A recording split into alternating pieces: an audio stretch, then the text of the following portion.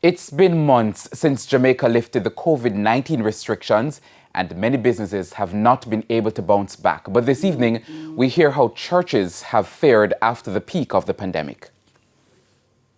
As many businesses continue to battle the economic fallout of the last 2 years, churches appear to be doing better.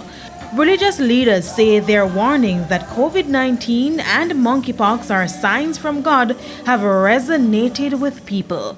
It is an exciting feeling because during the pandemic, we didn't have the opportunity of having regular face-to-face worship where all the members would have the opportunity to be in church.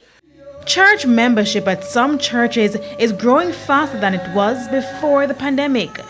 We were told it is also due to online streaming. In fact, churches like this one in Brownstown, St. Anne have now established media departments and have invested in state-of-the-art equipment. The media department excelled, and so the ministry of our church has grown leaps and bounds. Now that we are back fully, both areas are doing exceptionally well, and we celebrate God. After the COVID restrictions forced churches to close, online service was seen as a challenge for churches in rural Jamaica.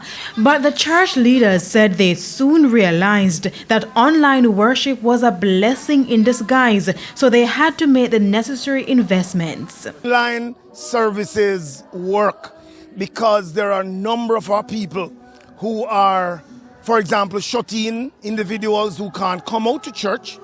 There are those who, some of whom work very far, some are even overseas. We're also reaching other people who were not church people before.